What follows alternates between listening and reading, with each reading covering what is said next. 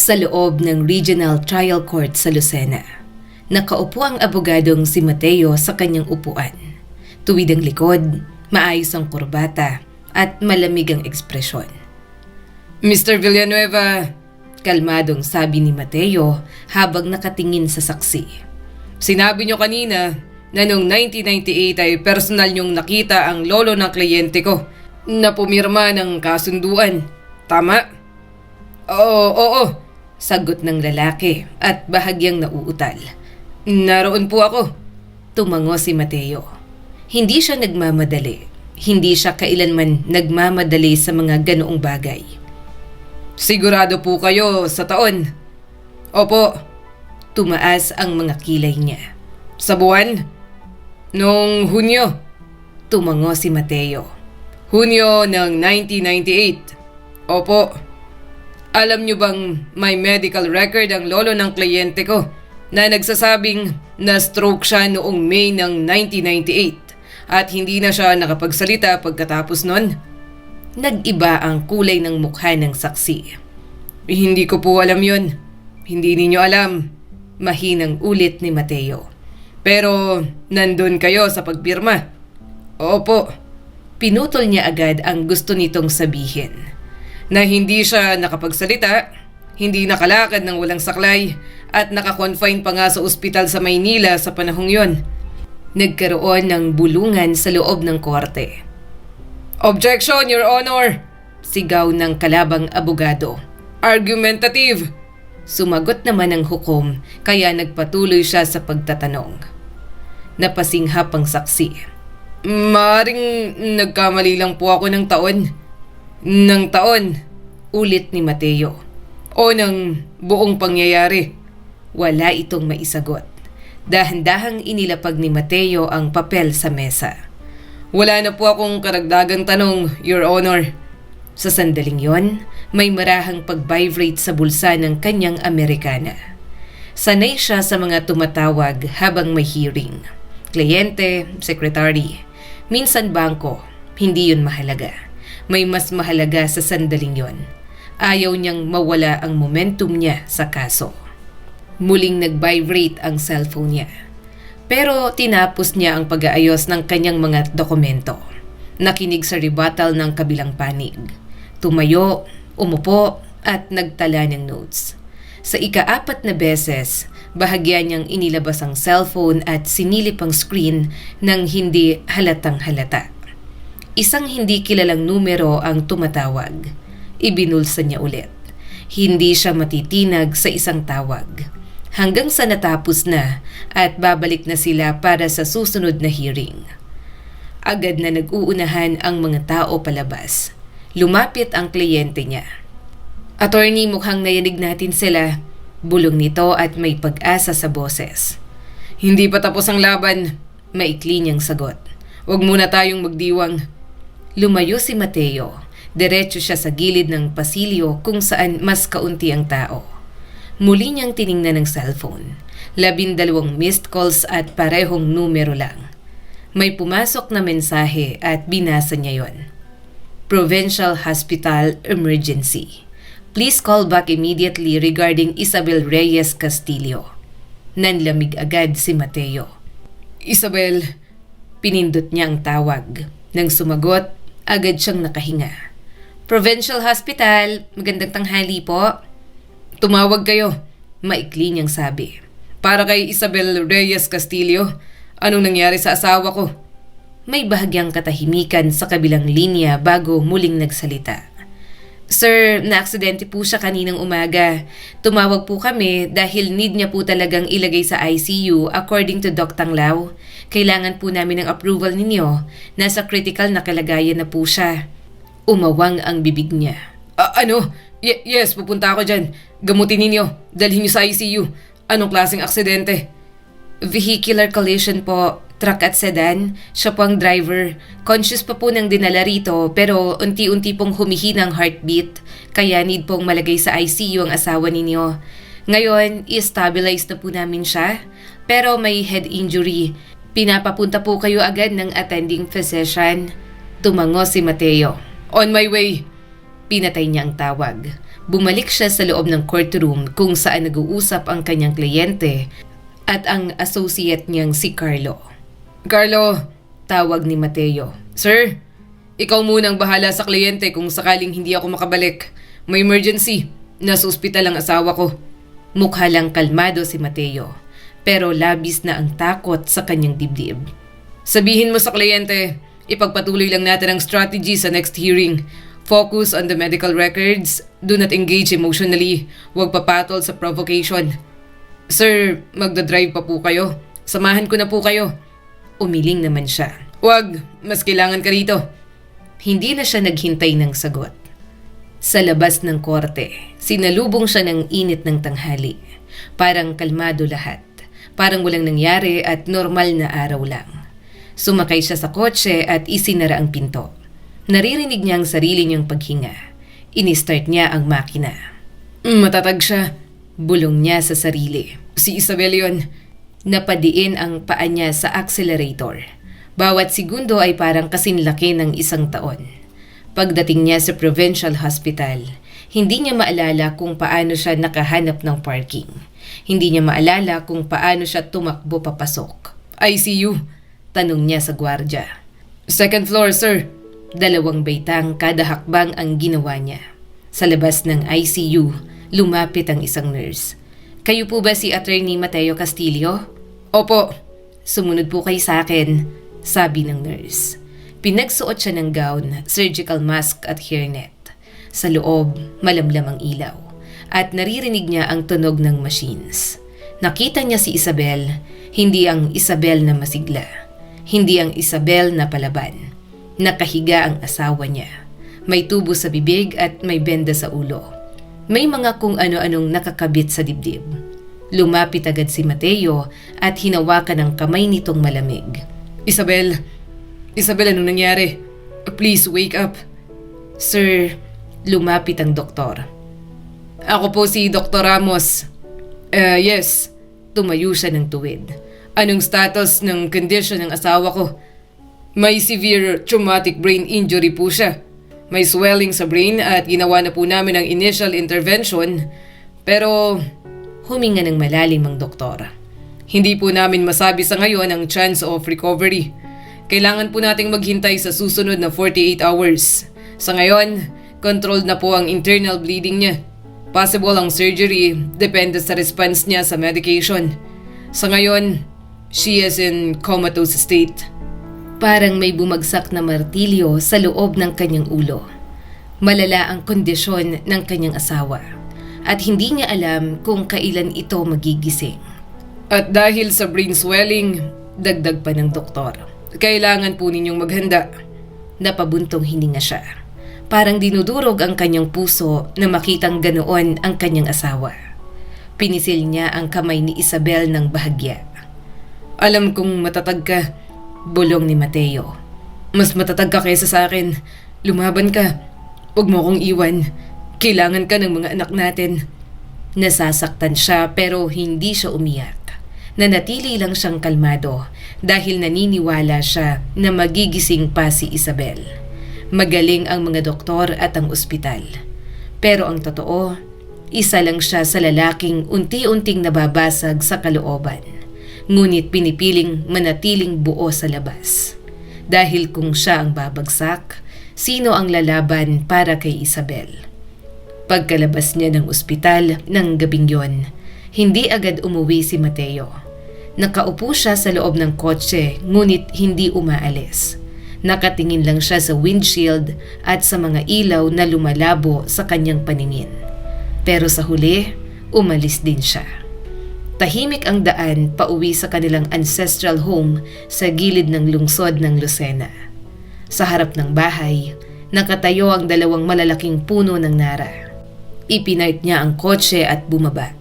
Huminto sandali bago pumasok. Karaniwan, may ilaw sa kusina kapag ganoong oras. Naririnig niya ang kalansing ng kutsara, ang mahinang pag-awit ni Isabel habang nagluluto o nag-aayos ng baon ng mga bata para bukas. "Papa?" Tawag ng bunso niyang anak na si Maris. Nakatayo ito sa hagdan, suot ang pajama. Yakap ang maliit nitong unan. 8 taong gulang, malaki ang mga mata at parang laging nagtataka sa mundo. Napalunok si Mateo. Bakit gising ka pa? Nasaan po si Mama? Diretso nitong tanong. Hindi siya agad nakasagot. Lumapit ito sa kanya. Sabi ni Auntie Andrea, may accident daw. Na-aksidente ang mama niyo, Maris. Maingat niyang sabi. Pero nasa ospital siya. Inaalagaan siya ng mga doktor doon. Masakit ba? Nasasaktan po ba si Mama? Tanong ni Maris habang garalgal ang boses. Saglit siyang napatingin sa kisame at parang may hinahanap na sagot doon. May mga gamot siya para hindi niya maramdaman. Saka parang natutulog lang siya, anak. Gigising po ba siya bukas? Sunod na tanong nito. Hindi siya makasagot. Malala ang kondisyon ni Isabel. Parang wala pang ang kasiguraduhan. Huwag kang mag-alala, Maris. Gigising ang mama niyo. Sabi niya rito. Tumango si Maris na parang sapat na yon. Parang ang salita ng ama ay batas ng mundo. Lumapit ito at hinawakan ang kanyang kamay. Pwede po ba natin siyang puntahan bukas? Sagot niya. Pupunta tayo. Maya-maya pa'y narinig niya ang tunog ng gate. Isang sasakyan ang pumasok. Alam niyang si Andrea yon na sinundo ng driver. Si Andrea ang panganay nilang anak ni Isabel. 16 na taong gulang. Tahimik, mapagmasid at mas kahawig niya kaysa kay Isabel. Pumasok ito sa bahay ng mabilis. Bitbit ang bag at halatang nagmamadali. Papa! Nakatayo siya sa sala. Hawak pa rin ang kamay ni Maris. Anak! Totoo po ba? Tanong ni Andrea. Naaksidente si Mama? Gaano po kalala? Nasa ICU siya. Sagot ni Mateo. Wala pa rin siyang malay hanggang ngayon. Nakita niya ang paggalaw ng panga ng anak at ang pagpipigil nito ng emosyon. Hindi. Akala niya ay lalapit ito. Akala niya yayakapin siya para humingi ng comfort. Pero hindi nito ginawa. Tumango lang si Andrea. Ano pong sabi ng doktor? May brain swelling. Under observation. Hindi pa nila masabi ang chance of recovery. Huminga ng malalim si Andrea. Pwede po ba natin siyang puntahan ngayon? Huminga ng malalim si Mateo. Oo, pero bukas na lang. Pagod na tayong lahat. Tapos na rin ang visiting hours. Hindi naman din tayo makakapasok lahat sa ICU. Kaya magpahinga muna tayo. Kinabukasan, maaga siyang nagising. O baka hindi rin talaga siya natulog. Nasa kusina siya bago sumikat ang araw. Tumingin siya sa paligid. Ang kusina na dati parang teritoryo ni Isabel ay biglang naging banyaga sa kanya. Binuksan ni Mateo ang isang cabinet. Nasaan ang kape? Bulong niya. Dati, alam niya na may kape sa bahay. Pero hindi niya alam kung saan yon nakatago. Wala silang katulong dahil kaya naman ni Isabel ang lahat. Kung may katulong man, stay-out helper lang. Pero kung sa pagluluto sa kusina, si Isabel ang palaging nagmamando roon. Napabuntong hininga si Mateo. Hindi ko alam kung saan nakalagay ang mga gamit dito. Sa wakas, nakita niya ang garapon ng kape sa pinakataas na istante. Kinuha niya yon at muntik pang mabitiwan. Tinimpla niya ang kape pero matabang. Hindi niya alam ang tamang sukat na palaging itinitimpla sa kanya ng asawa. Siya ang gagawa ng almusal para sa kanila. Kaya nagsaing na lang siya at nagprito ng itlog at bacon. Papa, nasa pintuan si Andrea at nakatingin sa kanya. Good morning, sabi ni Mateo at inilapag ang bacon sa plato. Wala ang mama niyo. Ako muna ang magluluto rito. Lumapit si Andrea sa kalan. Hayaan mo na po ako. Ako na. Baka kailangan ka po sa trabaho? Kaya ko naman. Ako na. Saka tumawag ako sa office. May ilang trabaho na dadalhin ko na lang dito sa bahay. Saka natapos ko ng iba kong trabaho. Kaya pagkakataon na ito para mag-leave. Actually, plano ko na talaga to. Tapos pumunta tayong lahat sa Bali. Kaya lang, biglang na-aksidente si Isabel. Hindi ito sumagot pero nakita niyang nagulat si Andrea. Malungkot siyang napangiti. Siguro nagulat dahil ilang taon na silang hindi nakakapagbakasyon. Palagi siyang walang oras para sa pamilya. Lagi lang siyang busy sa firm at sa mga trabaho.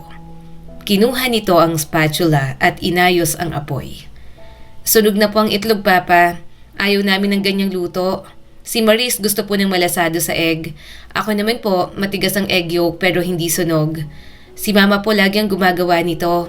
Wala naman po kayong alam dito, kaya ako na po ang magpapatuloy. Parang bigla siyang nahiya sa sarili niyang anak. Pasensya na, hindi ko alam. Palagi naman po talaga kayong walang alam sa amin, saad ni Andrea. Napatingin siya sa kanyang anak. Nasaktan siya sa sinabi nito. Parang sampal ang mga salitang yon sa kanya, kahit hindi yon ang intensyon ng anak ni Mateo. Hindi na lang siya sumagot. Nang makarating sila sa ospital, tahimik silang tatlo sa loob ng kotse. Si Maris ay nakayakap sa stuffed toy nito. Si Andrea naman ay nakatingin sa labas ng bintana. Naka-headset at halatang ayaw makipag-usap sa kanya. Sa labas ng ICU, huminto sila. Handa na ba kayo? Tanong niya. Tumango si Andrea. Si Maris ay kumapit lang sa kanyang kamay. Pumasok sila at doon muli niyang nakita ang asawa. Ma, halos pabulong na sabi ni Maris. Bakit po maraming nakakabit kay Mama? Para siyang tinusok sa dibdib. Para makahinga siya, anak, at makatulong sa paggaling niya. Si Andrea naman ay nakatayo lang sa paanan ng kama. Nakatingin habang may tumutulong luha. Ma, tawag ni Andrea. Naririnig mo po ba kami? Mahinang humikbi ang kanyang bunso. Ma, gising na po, please. Maris, mahinang tawag ni Mateo. Maghintay lang tayo. Magiging okay ang mama ninyo. Si Andrea ay lumapit din. Hinawakan nito ang kamay ng ina. Mama, may exam pa ako next week. Sabi mo tutulungan mo ako. Mama, wag naman po ganito. Nakatayo si Mateo sa likod ng mga anak niya. Hindi siya makalapit agad. Hindi niya alam kung saan ilalagay ang sarili. Naririnig niya lang ang hikbi ng dalawang anak. Papa, umiiyak na sabi ni Andrea. Gawan mo naman po ng paraan. Hindi po pwedeng ganito si Mama. Hindi po namin kaya ni Maris na wala siya. Kung kaya niya lang talaga, gagawa niya ng paraan para magising si Isabel. Sa korte, kaya niyang gawin ang paraan. Sa batas, may butas. Sa bawat argumento, may kahinaan. Pero sa sitwasyon ng kanyang asawa, hindi niya yon kayang kontrolin. Ginagawa ko ang lahat ng magagawa ko para sa mama ninyo. Mahinang sagot ni Mateo. Ipagdasal na lang natin. Matapang si Isabel. Alam kong lalaban siya. Lumabas sila sa ICU. Nakaupo lang silang mag-aama sa waiting area. Umiiyak pa rin si Maris habang nakayakap sa ate nito. Si Andrea naman ay nakayuko, nanginginig ang balikat, pilit na pinipigilan ng hikbi, ngunit nabibigo. Maris, mahina niyang tawag. Anak, hindi gusto ni Mama na umiiyak ka ng ganyan. Paano mo po alam? Biglang sagot nito. Galit na galit sa pagitan ng bawat hikbi. Hindi mo naman po siya tinatanong. Bahagyang natigilan si Mateo. Tinatanong ko siya araw-araw. Hindi po, sigaw ni Maris. Hindi ka nga po nasa bahay palagi. Napayuko ang panganay niya. Lagi kang nasa korte, lagi kang may hearing, lagi ka pong may kaso. Andrea, maingat niyang sabi. Ginagawa ko yun para sa inyo. Mas gusto ko na lang po na wala tayong malaking bahay. Sigaw pa ni Maris. Basta nandito si Mama. Parang may sumuntok sa dibdib niya. Biglang tumayo si Andrea. Maris, tama na. Tahan na. Pero ang boses nito ay hindi mapakali. Parang may kinikimkim na mas malaki. Natulala na lang si Mateo. Pakiramdam niya, hindi siya gustong makasama ng kanyang mga anak. Papa, malamig na sabi ni Andrea. Pwede po ba tayong lumabas sandali? Napatingin siya sa bunsong umiiyak. Tumango ang driver at sinabing ito muna ang bahala kay Maris. Lumayo sila sa ICU. Sa hallway, huminto si Andrea sa gilid ng bintana. "Ano ang gusto mong sabihin?" tanong ni Mateo. Tumawa si Andrea ng mapakla. "Ngayon ka lang po may oras makinig?" Napatingin siya sa anak. "Andrea, hindi ka naman po nandito dati. Papa ka namin pero parang kami palagi ang namamali mo sa oras mo. Kung hindi pa po na-aksidente si Mama, hindi mo pa po kami bibigyan ng atensyon." Umawang ang bibig ni Mateo at nasaktan sa mga sinabi nito. "I'm sorry. Alam ko nagkulang ako sa inyo pero narito ako ngayon." "Ngayon?" ulit ni Andrea. "Pero nung mga recital ko po, nung nag-award ako sa debate, nung nagkaroon ako ng panic attack last year, nung kailangan po ng guidance at father figure ni Maurice, nandun ka po ba?" Bahagyang kumunot ang noo niya. Hindi ko alam na..." "Exactly," putol ni Andrea. Hindi mo po alam kasi hindi ka nag-e-effort para sa amin. Pamilya mo po kami pero lagi mo po kaming isinasantabi." Huminga siya ng malalim. "Andrea, nagtrabaho ako para sa inyo. Para may seguridad kayo.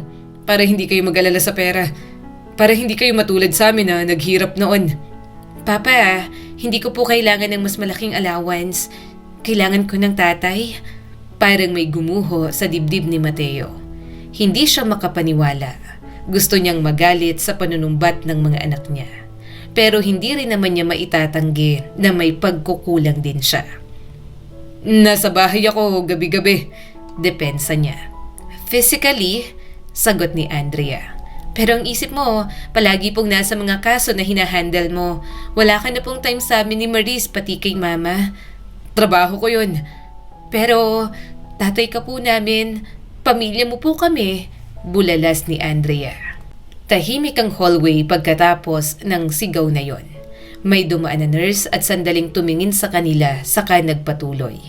"Hindi patas ang sinasabi mo sa akin. Andrea, sinusubukan ko talagang maintindihan ka.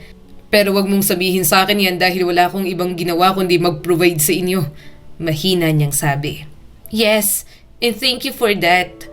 Pero hindi rin patas na si Mama po ang laging nag-a-adjust," sagot ng anak niya. "Lagi siyang present, lagi siyang nakikinig, lagi siyang umaalo. Huwag po kayong magtaka kung bakit mailap kami ni Maurice sa'yo." Napatingin siya sa salamin sa dulo ng koridor. Nakita niya ang sariling refleksyon na maayos ang damit, tuwid ang tindig at kontrolado ang mukha. "Ginagawa ko ang kaya ko," sabi ni Mateo. Parang nauubusan na ng sasabihin. "Hindi po yun sapat?" Kalmado lang si Mateo, pero sobrang dinudurog siya sa pakikitungo ng kanyang mga anak. Hindi niya matanggap na hindi man lang ma-appreciate ng mga ito ang kanyang ginagawa. Pagkatapos ay may sinabi si Andrea na nagpahinto sa mundo niya. "Iiwan ka na po sana ni Mama." Ano?" Hindi kumurap si Andrea. "Aalis siya. May nakita akong messages. Hindi ko po sinasadya. Hinahanap ko lang yung file ko sa laptop niya. May ibang lalaki si Mama." Ano? Imposible." Maikli niyang sabi. "Kailan mo pa to nalaman? Bakit hindi mo sinabi?" Tumulo ang mga luha ng kanyang panganay. 8 months na sila ng lalaki niya. "Papa, may mahal ng iba si Mama kasi naging pabayak ang asawa sa kanya." Umigting ang panga ni Mateo. "Pero hindi sapat na rason yan para hindi sabihin sa akin. Niloko ako ng mama mo. Mag-asawa kami." Napailing si Andrea. "Papa, mag-asawa kayo. Pero kita naman namin na hindi na siya masaya sa'yo. Plano na niyang umalis. Mapagtiis si Mama pero alam ko na that time nasagad na siya sa'yo. And yes, hindi ko sinabi. Hindi ko sinabi because I support her. Susuportahan ko siya sa ganong desisyon kasi wala kang kwenta." Hindi na niya napigilan ang sarili. Dumampi ang palad niya sa pisngi ni Andrea. Tumulo ang mga luha ni Andrea at matalim ang mga mata na nakatingin sa kanya. Hindi niya kailanman pinagbuhatan ng kamay ang mga anak niya. Ayaw niyang saktan si Andrea. Subalit hindi niya matanggap ang mga sinabi nito. Hindi lang pagiging lalaki niya ang tinapakan nito, kundi ang pagiging padre de pamilya niya para sa mga ito. Araw-araw na lang umiiyak si Mama. Hindi mo alam na malungkot siya. Hindi mo alam kasi halos hindi mo na kami bigyan ng atensyon. Parang wala ka ng pakialam. Puro trabaho, puro career mo ang iniisip mo. Sagot ni Andrea. Hindi siya makapagsalita. Sa unang pagkakataon, hindi niya alam kung paano depensahan ang sarili. Walang batas laban sa paglayo ng puso. Walang objection sa unti-unting pagkawala ng mga taong minamahal niya. Sa unang pagkakataon, wala siyang maisagot. Walang palusot o kalkulasyon na magawa. Para sa kanyang mag-iina, isa siyang pabayang asawa at ama na dapat iwan. Dahil sa mga sinabi ni Andrea, gusto niyang malaman kung sino ang lalaki ni Isabel. At nang malaman niya, hindi siya makapaniwalang si Daniel iyon. Umupo si Mateo sa gilid ng kama. Hawak ang lumang cellphone ng asawa niya. Nabuksan niya agad at nalaman kung sino. Hindi naman malaswa ang mga mensahe. Walang maruming pahiwatig.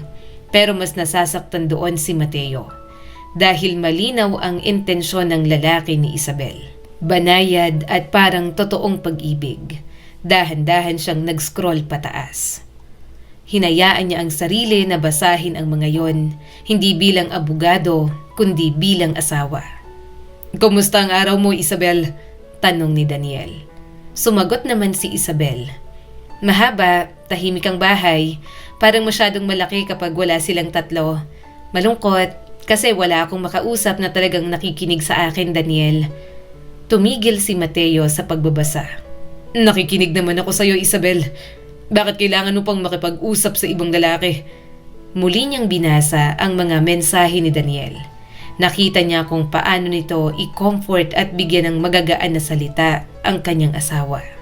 Bagay na hindi niya noon magawa kay Isabel.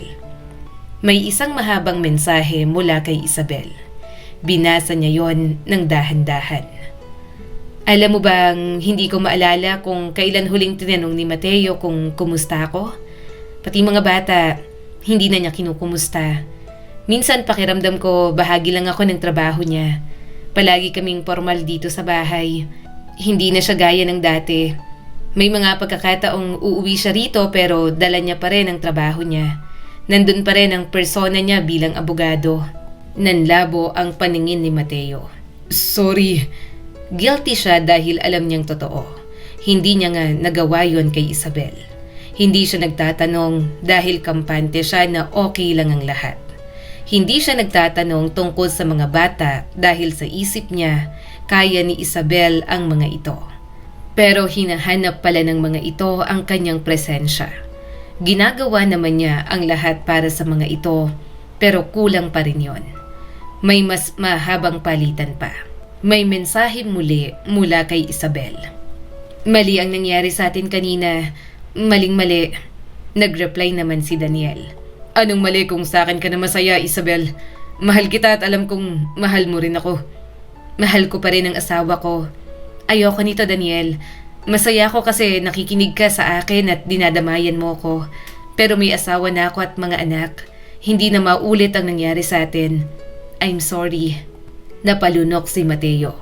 Hindi kayang tanggapin ng kanyang sistema yon. May nangyari kina Daniel at Isabel. May ibang nagpaligaya sa kanyang asawa at hindi siya yon. Maaring sinasabi ni Isabel na mahal pa rin siya. Pero kung nagpatuloy ang mga ito, hindi nga malabong mahalin si Daniel ni Isabel. Dahilan para sumama na lang ang asawa niya rito. Muli niyang binasa ang iba pang mensahe ni Daniel. "Isabel, hindi ko hinihiling na sirain mo ang pamilya mo. Hindi ko rin hinihiling na piliin mo agad ako.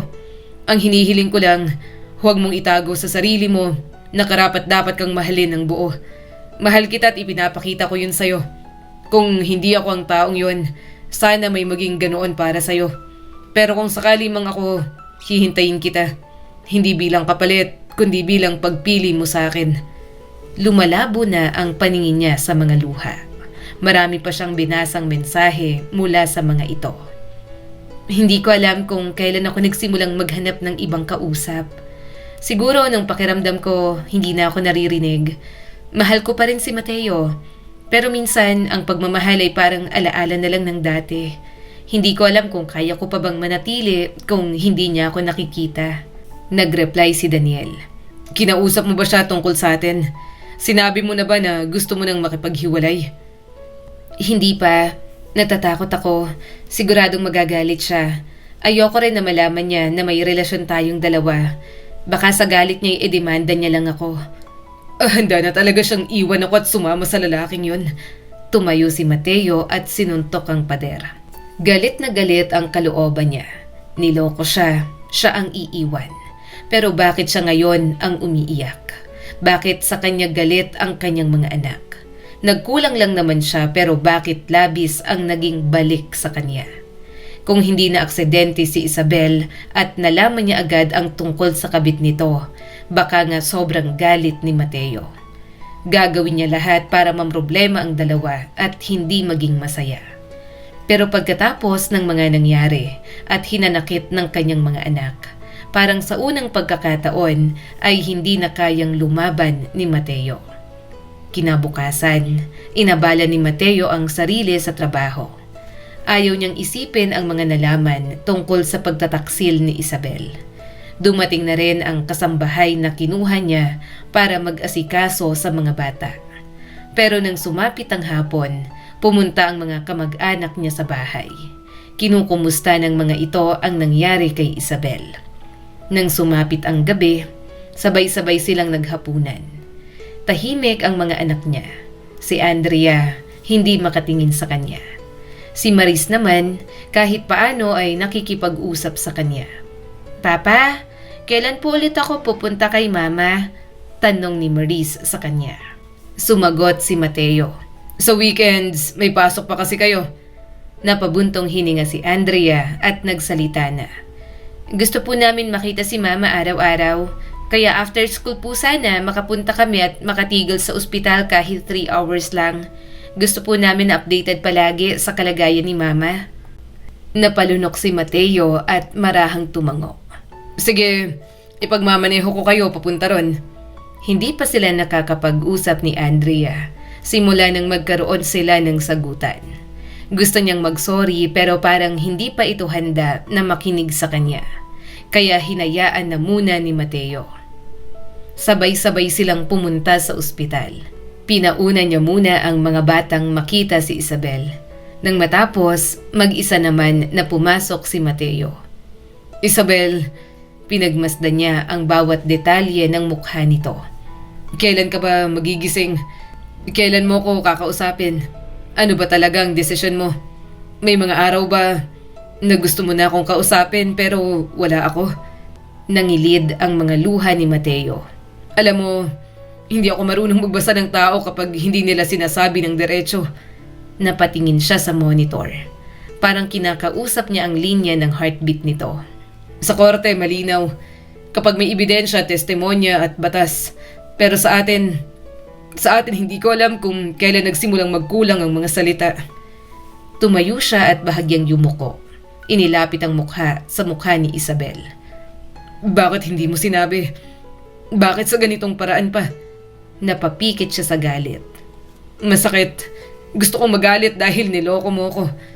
Pero alam ko rin naman na kasalanan ko. Kasi hindi ako marunong makinig. Galit ako sa'yo. Galit ako dahil hinayaan mong may pumasok sa pagitan natin. Napatawa siya ng mapait. Pero mas galit ako sa sarili ko na napabayaan kita ng ganito. Bumagsak ang mga luha ni Mateo. Hahayaan kita sa gusto mong mangyari. Kung mahal mo talaga siya, ipapaubaya kita. Basta magising ka lang. Huwag mong iwan ang mga anak natin. Kailangan ka nila. Isang umaga, nagdesisyon siya na makipagkita kay Daniel. Gusto niyang makausap ang lalaking nang agaw sa atensyon ng kanyang asawa. Gusto niyang malaman ang lahat. Pagbukas niya ng pinto ng coffee shop, nakita niya si Daniel. Tumayo ito nang makita si Mateo. Attorney, agad nitong sabi. Mateo, putol niya sa malamig na tono. Mateo na lang. Tumango si Daniel. Mateo. Nagkatinginan sila ng ilang segundo. Kung sa mga normal na araw na yon, baka walang salitang sinapak niya si Daniel. Pero iba ang sitwasyon ngayon. Naaksidente ang asawa niya at hindi niya alam kung mabubuhay pa ba o hindi na. Alam mo naman siguro kung bakit ako nandito, sabi ni Mateo. Oo, diretso ang sagot nito at walang pag-iwas sa kanya. Gusto kong marinig mula sa'yo. Totoo ba? May relasyon kayo ng asawa ko? Huminga ng malalim si Daniel. Hindi ito mukhang arogante. Hindi rin ito mukhang handang makipag-away. Kilala niya si Daniel. Hindi sila malapit pero alam niyang mabait ito at simpleng tao. At habang pinagmamasdan niya ang lalaking maaring minamahal na ngayon ni Isabel, sumibol ang insecurities niya. Hindi ko planong sirain ang pamilya niyo, sabi ni Daniel sa kanya. Ang totoo, hanggang kaya namin ni Isabel, makapaghiwalay kayo ng maayos. Hindi niya lang alam kung paano sasabihin sa'yo. Takot siya na malaman mo pati ng mga anak ninyo. Mahal niya ako pero natatakot siyang iwan kayong mag-aama. Napatawa si Mateo ng mapakla. Ang lakas ng loob mong sabihin sa akin ang mga plano niyo ni Isabel. Hindi ka ba natatakot? At sa tingin mo maniniwala ako? Alam mong asawa ko si Isabel, pero nagpapansin at tinukso mo pa rin. Naninira pa rin kayo ng pamilya. Matamang tumingin sa kanya si Daniel. Alam kong mali, pero hindi ko mapigilan ang pagmamahal ko kay Isabel. May kasalanan kami, pero pinabayaan mo rin naman siya. Hindi na siya masaya sa pagsasama ninyo. Umigting ang panga ni Mateo. Kumuyom ang mga kamao niya at nagpipigil ng galit. Parang may mabigat na bagay na bumagsak sa loob niya. Paano nagsimula? Mariing tanong ni Mateo. Sa project, sagot ni Daniel. Yung resort proposal sa lupa ninyo. Napatingin si Daniel sa mesa. Parang binabalikan ng alaala nito sa kanyang asawa. Mahilig siyang magtanong tungkol sa design. Naging malapit kami, naging magkaibigan. Hanggang sa inahas mo, dugtong niya rito. Napailing si Daniel. Hindi ko siya inahas. Siya rin ang kusang pumunta sa akin dahil nagkulang ka. Pagkatapos, nagkakape kami pagkatapos ng meeting. Minsan kasama ng iba, minsan kaming dalawa lang. Tumahimik si Mateo. Hindi niya pinipigilan ang sarili na marinig ang bawat detalye. Gusto niyang marinig. Gusto niyang masaktan ng malinaw. Sinabi ba niya sa'yo na may problema kami? Tanong niya. Oo, diretso ulit ang sagot nito. Sinabi niya hindi siya galit sa'yo. Hindi raw siya galit pero pagod na siya. Hindi na asawang tingin niya sa sarili niya. Palagi mong pinaparamdam sa kanya na mag-isa siya. Umigting ang panga ni Mateo. At anong pakiramdam mo? Sa tingin mo nakakalamang ka na. Dahil sa mga alam mo, sa tingin mo, mas higit ka na kaysa sa akin. Sigurado ka bang mahal ka niya? O baka nakahanap lang siya ng safe space sa'yo kasi akala niya ikaw lang ang taong nakikinig sa kanya. Halata namang ginamit mo lang ang pagiging vulnerable niya at ang problema naming mag-asawa. Sinamantala mo ang nayayanig naming pagsasama para makasingit ka. Vulnerable ang asawa mo kasi pinabayaan mo. Lakas loob na sagot naman ni Daniel sa kanya. Nang una ko siyang makilala, wala siyang ibang bukang bibig kundi ikaw. Hindi siyang tipong naninira ng asawa. Madalas pa nga, ipinagtatanggol ka niya kahit na sobra nang hinanakit niya sa'yo. Bahagyang natigilan si Mateo. Ipinagtatanggol? Oo, sinasabi niyang mabuti kang tao. Responsable, matalino, pero huminto si Daniel. Hindi mo raw siya nakikita. At yun ang naibigay ko sa kanya na hindi mo naibigay sa asawa mo. Asawa mo si Isabel at matagal kayong magkasama. Pero nararamdaman niya na parang hindi mo siya kilala. Hindi mo napapansin kapag tahimik siya, kapag may gusto siyang ikwento, kapag may kinatatakutan siya. Kapag ikaw ang kasama niya, wala siyang ibang ginawa kundi ang magkimkim. Naramdaman ni Mateo ang pag-init ng dugo niya. Madali para sa iyong sabihin yan. Wala ka sa bahay. Hindi mo alam kung ano ang meron sa relasyon namin. Oo, tanggap ni Daniel. Mas madali dahil hindi ako ang nasa posisyon mo. Dahil ako, hindi ko ipaparamdam kahit kailan kay Isabel ang mga pinaramdam mo. Pinagmasdan ni Mateo ang lalaki sa tapat niya. Hindi ito mukhang mayabang. Wala itong ngiti na parang ito na ang panalo. Mukha itong nasasaktan sa sitwasyon at para kay Isabel. Minahal mo ba siya? Diretsahan niyang tanong.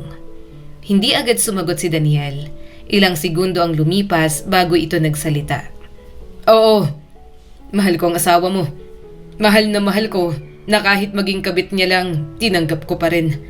Nanginginig na si Mateo. Kaunti na lang at sasapakin niya na si Daniel.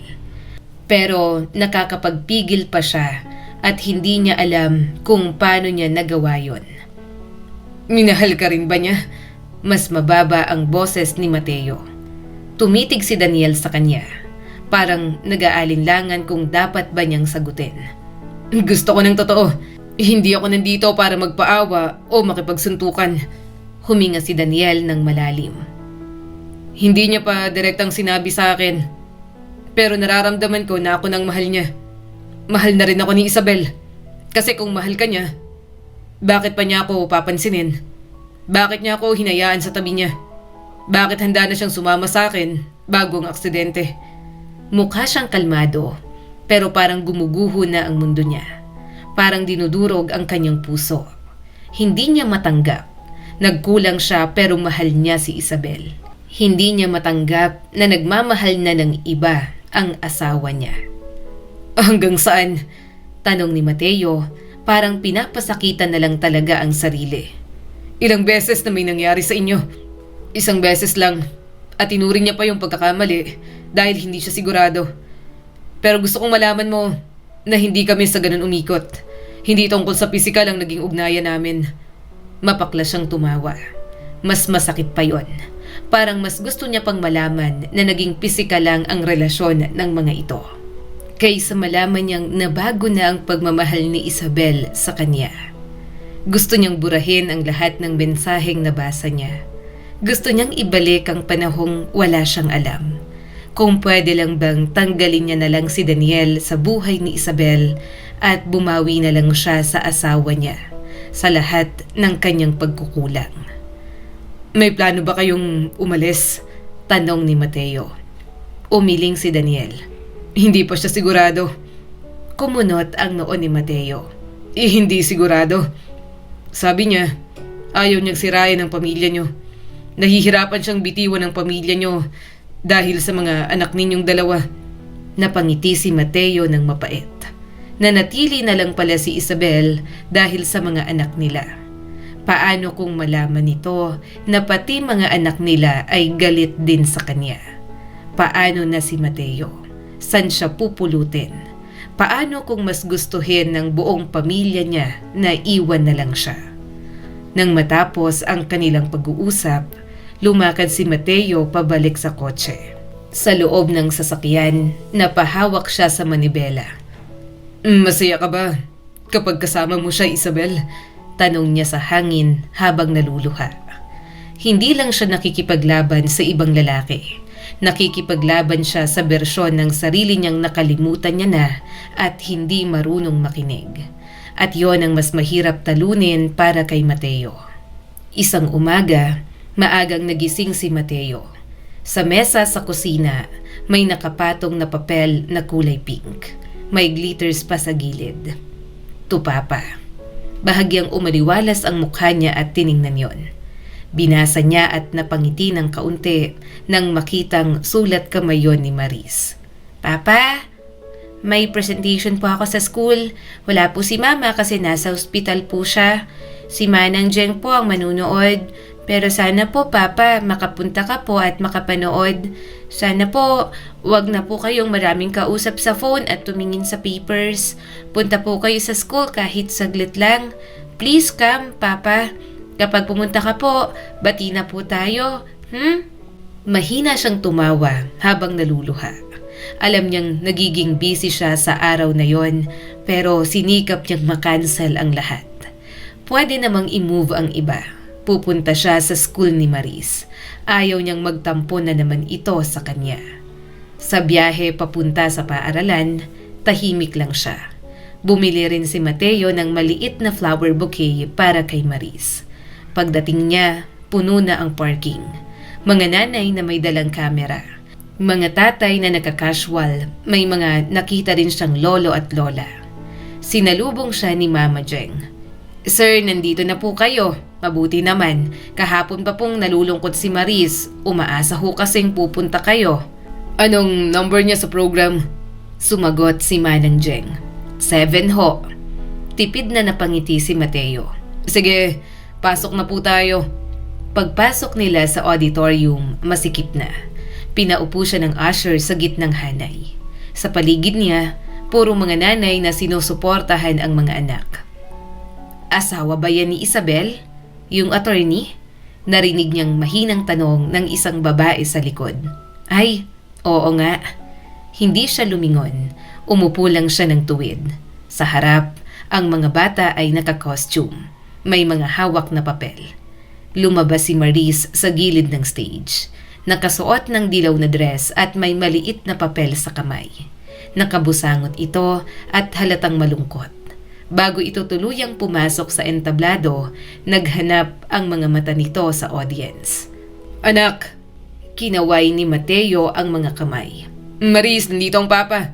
Tingin ka rito. Natagpuan siya ni Maris. Nang magtagpo ang tingin nila, tumalon-talon ang anak niya at sobrang tuwa.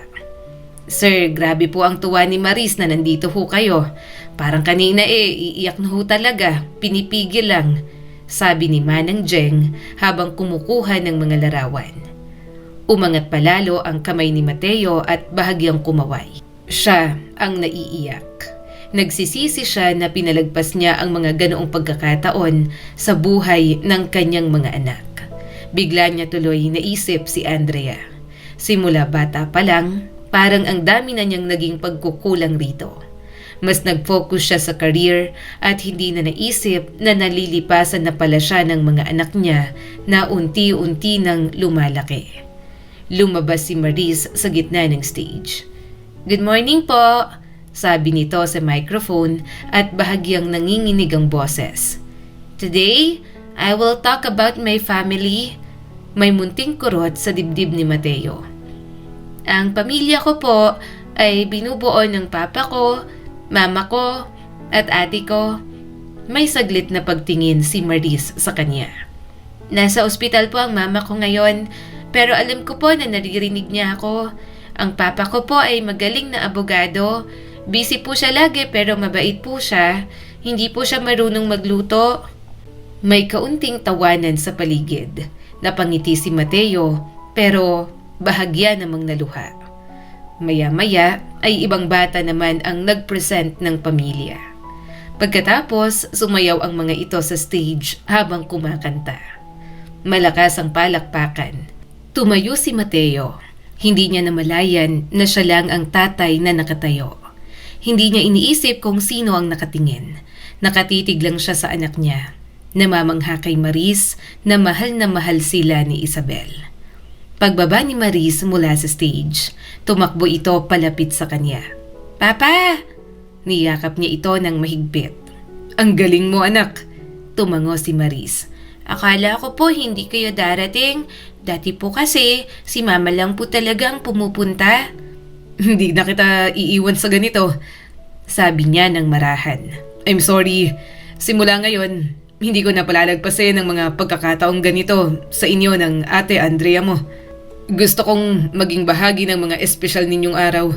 Maging bahagi ng mga masasaya ninyong alaala. Para kapag tumanda kayo, maalala niyo ako bilang papa na palaging nandyan para sa inyo. Binigyan niya ito ng mga bulaklak. For you, ang galing mo anak. Hindi agad sumagot si Maris. Tumingala lang ito sa kanya at namamangha na nandoon siya. Namamangha rin ito sa mga bulaklak. Sa paligid nila, may mga nanay na nakatingin. Get well soon po sa wife ninyo. Tumango-tango si Mateo. Salamat. Hinawakan ni Maris ang kamay niya. May boost po tayo. Kailangan po mag-drawing ng family. Tumango siya at nagpahila sa room na tinutukoy ng anak niya. Sa mesa, may mga krayola at papel. Umupo siya sa maliit na upuan. Halos hindi kasya ang tuhod niya. Anong iguguhit natin? Tanong niya. Sumagot naman si Maris. Tayong 4 po. Si Maris ang nagdrawing ng bahay. Siya ang nagdrawing ng puno. Papa, ang pangit ng puno niyo. Lait pa ni Maris sa kanya. Nanlaki ang mga mata niya. Ang pangit din ng drawing mo anak. Natawa si Maris ng malakas. Natawa na rin siya. Hindi niya matandaan kung kailan huli siyang nakipagtawanan sa kanyang bunsong anak. At alam niyang ang araw na yon, isa sa mga alaalang masayang nauukit sa kanyang puso at isipan. Nang dumating ang hapon, nakauwi na sila ni Maris. Pagod na pagod ito, kaya nakatulog na. Siya na ang nagbuhat papunta sa kwarto. Manang Jeng, pakiasikaso na lang po ng anak ko. Salamat po. Ako na po ang magluluto ng dinner. Saad ni Mateo. Nagulat si Manang Jeng. Talaga sir, kayo na po. Tumango agad si Mateo. Yes, huwag ka mag-alala. Kaya ko namang magluto ng ibang pagkain. Pasta lang ang lulutuin ko at yun ang gusto ni Andrea. Napangiti naman ito. Sige ho sir. Bumaba na siya sa kusina at nagsimulang magluto. Patapos na siya nang dumating si Andrea. Anak, kumain ka na. Eto ng dinner mo. Tulog ng kapatid mo. Kumain ka na rito ng dinner mo. Pinagluto kita. Sumabay ka na sa akin. Matagal na nakatayo si Andrea. Parang hindi alam kung ano ang gagawin. Sa bandang huli, lumapit ito sa dining table at tahimik na kumain. Tahimik lang ang kanyang anak, pero okay na yun sa kanya kaysa nagkakasagutan sila. Hindi naman ito umiiwas, bagay na ipinagpapasalamat niya. Nang maubos nito ang pagkain, napangiti na lang siya at hinayaan itong umakyat sa itaas. Maaga siyang nagising. Sa hapagkainan, may 2 baon na nakahanda. Gumawa rin siya ng chicken sandwich para sa mga ito. Wow, Papa, ang galing mo naman po gumawa ng baon, sabi ni Maris habang nakaupo. Medyo nayamot naman si Andrea. Papa, bakit may mayonnaise pong sa akin? Papa, ayoko po ng mayonnaise. Umawang ang bibig ni Mateo at agad yung kinuha. Sige, igagawa kita ulit. Sorry, hindi ko alam na hindi ka pala mahilig sa mayonnaise. Napabuntong hininga si Andrea. Okay lang po.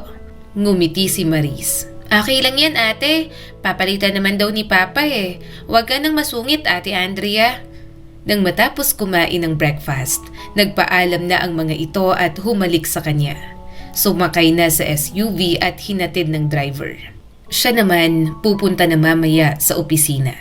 Pero kahit nagtatrabaho, time to time ay nagtatanong siya sa kalagayan ni Isabel na nasa ospital.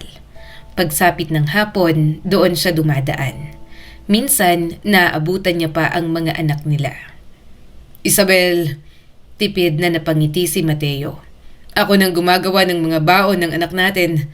Hindi mo nasabi sa akin na hindi pala mahilig sa mayonnaise ang anak natin na si Andrea. Tapos si Maris, may allergies pala sa peanut butter at hipon. Isabel, sinabi mo ba sa akin yon? O baka hindi lang ako nakinig. I'm sorry. Bahagya niyang hinaplos ang buhok ng asawa. Gising ka na Isabel. Kahit hindi na ako mahal mo, kahit gusto mo akong iwan, ayos lang. Basta magising ka lang. Basta lumaban ka at mabuhay ka ng matagal. Kahit masakit, kahit mahirap tanggapin, gagawin niya. Pipilitin niya ang kanyang sarili na tanggapin na si Daniel na ang mahal nito at hindi na siya. Hahayaan niya si Isabel sa mga bagay at mga taong magdudulot ng kaligayahan dito. Madaling araw nang tumunog ang cellphone ni Mateo. Ilang segundo siyang nakatitig lang sa kisame ng kwarto. Pinipilit ang sarili na gumising. Hinablot niya ang cellphone. Yes, hello? Sir, gising na po ang asawa niyo. Hindi niya agad naintindihan. Anong gising na po si Ma'am Isabel? Responsive na po siya? Parang may sumabog na liwanag sa dibdib niya. Ano? Sigurado ba kayo? Opo, pwede po kayong pumunta ngayon. Hindi niya maalala kung paano siya nakapagbihis. Hindi niya maalala kung paano niya ginising sina Andrea at Maris. Papa, ano pong nangyayari? Inaantok pang tanong ni Maris. Gising ng mama niyo. Pumunta tayong ospital. Agad na kumilos ang mga ito. Alam niyang matagal nang hinihintay ng mga ito na magising si Isabel. At ngayon, nangyayari na talaga. Gising na ang kanyang asawa. Sa biyahe, hindi siya mapakali. Mas malakas ang tibok ng puso niya. Pagdating sa ospital, halos hindi niya maramdaman ang sahig habang naglalakad papuntang ICU. Hila niya sa isang kamay si Maris. Pagbukas ng pinto, naroon si Isabel. Nakadilat ang mga mata. Hindi ito dilat na dilat pero parang pagod na. Parang wala pa sa tamang ulirat. "Isabel!" bulong niya at mabilis na lumapit. "Mama!" bulalas ni Maris at agad na napaluha. Lumingon ito ng mabagal sa tunog ng boses niya. Nagtama ang mga mata nila at doon tuluyang bumigay si Mateo. Lumapit siya sa kama. Hinawakan ang kamay nito at marahang hinalikan. "Gising ka na." Halos hindi niya masabi. "Gising ka na. Salamat at gising ka na. I'm sorry. I'm really, really sorry." Isang mahinang galaw ng mga daliri ang isinukli sa kanya. Sinabi ng doktor na normal lang na hindi ito makapagsalita agad. Mahabang panahon itong nakakoma kaya para itong baby na mahihirapang magsalita, kumain, kumilos o maglakad. Pero temporary lang naman yon hanggang sa unti-unting bumalik ang lakas nito. "Mama?" Yumakap si Andrea sa kabilang side. "Mama, thank you po. Hindi mo kami iniwan. Miss na miss ka na po namin ni Maris. Thank you po." "Salamat." Paulit-ulit namang bulong ni Mateo. "Salamat."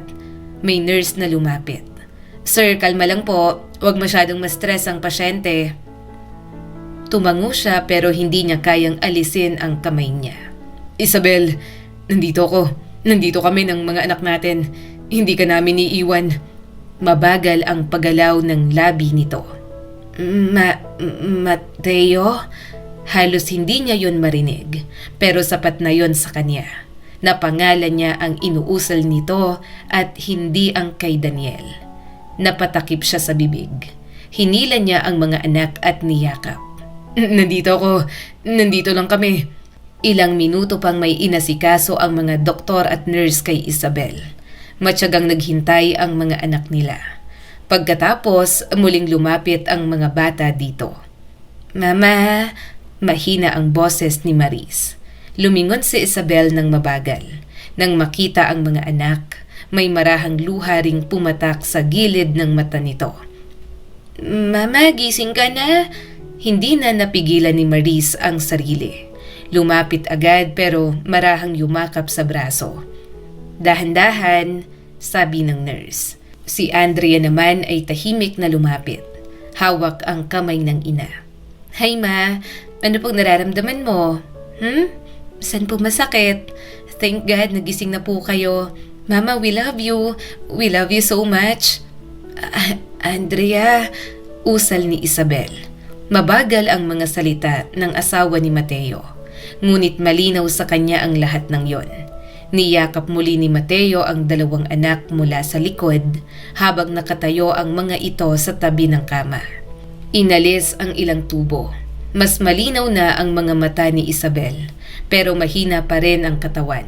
Para itong lantang halaman na unti-unting dinidiligan. Si Mateo ang laging nasa tabi nito. Kapag may therapy, siya ang umaalalay. Kapag kailangang umupo, siya ang sumusuporta sa likod nito. "Dahan-dahan," sabi niya habang tinutulungan itong umangat mula sa kama. "Nahihilo ako," bulong ni Isabel. "Nandito ako."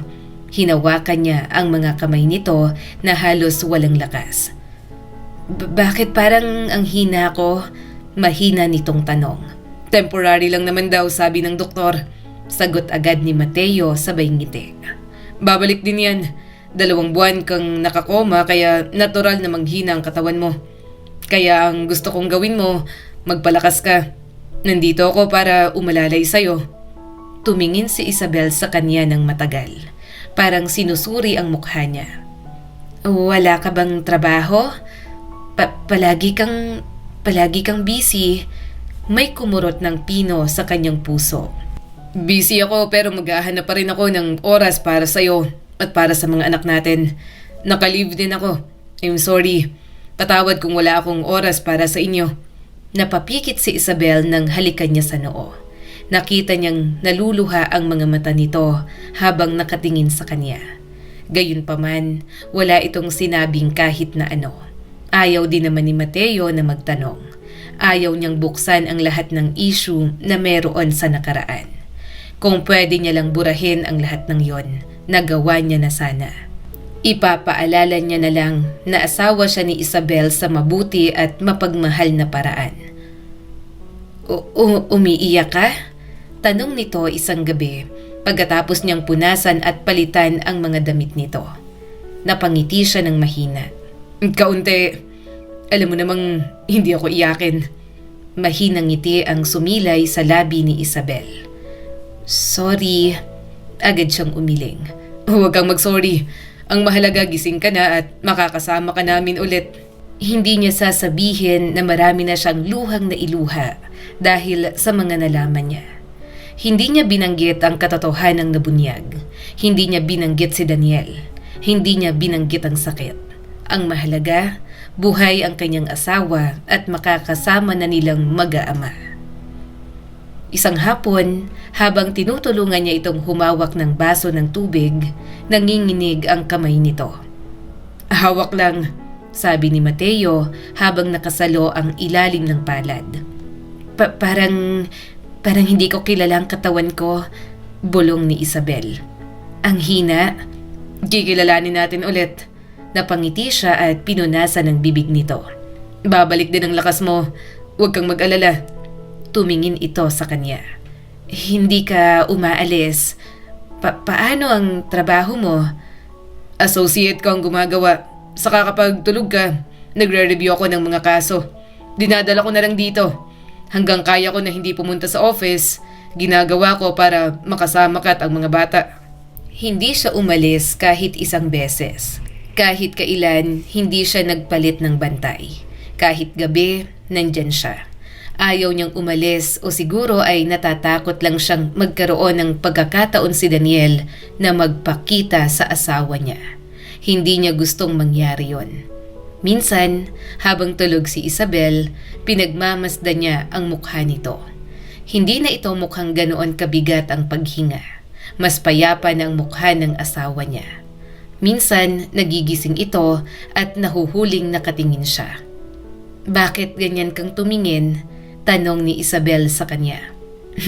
Paano ba ako tumingin? Napalunok si Isabel at hinaplos ang buhok niya. Parang mawawala ako sa tuwing tinitingnan mo ko. Napahigpit ang hawak ni Mateo sa kamay nito. Hindi ka naman mawawala, di ba? Hindi agad ito nakasagot. Maya-maya ay marahan itong tumango. Hindi na ako mawawala. I'm sorry na nag-alala kayo sa akin. Gumaan ang puso niya roon at marahan itong hinalikan. Sa bawat therapy session, sa bawat maliit na galaw ng daliri, sa bawat unang hakbang na may alalay, naroon lang palagi si Mateo. Ang sipag ng asawa mo, sabi minsan ng nurse kay Isabel. Palaging nandito para alalayan ka. Ngumiti ito ng mahina. Kaya nga, nahihiya ako kung kayo ang umaalalay sa akin. Minsan, habang mag-isa sila sa kwarto, tahimik lang. Tinitigan siya ni Isabel. Parang may gustong sabihin pero hindi matuloy-tuloy. Salamat, sambit ng kanyang asawa. Sa ano? Sa paghihintay na magising ako, huminga ito ng malalim. Nang maaksidente ako, ang huling nasa isip ko, kayo ng mga bata. Parang nakita ko na agad kung gaano kalala ang mangyayari sa akin at hindi ko na kayo makikita ng mga bata. Hindi niya alam kung anong sagot ang ibibigay. Nung unang beses niya itong makita pagkatapos ng aksidente, halos hindi gumana ang utak niya. Hindi siya sigurado sa pwedeng mangyari, pero malakas pa rin ang pag-asa at panalangin niya na magising ito. Hinalikan niya na lang ang noo nito. Ligtas ka na. Makakasama ka pa namin ng matagal. Mahal na mahal kita. Tumulo ang mga luha ni Isabel. May kasalanan ako sa'yo? Shh! Niyakap niya agad ito. Wala kang kasalanan. Wala tayong pag-uusapang ganyan. Naiintindihan mo ba? Nandito ako. Bumalik ka na. Magsisimula ulit tayo. Ayaw niyang sirain ang manipis na kapayapaan na mayroon sila. Ayaw niyang ilagay ang pangalan ng ibang lalaki sa pagitan nila sa sandaling yon. Nang sabihin ng doktor na pwede nang umuwi si Isabel, napangiti na lang siya. Sa wakas, may uuwi niya na ang kanyang asawa.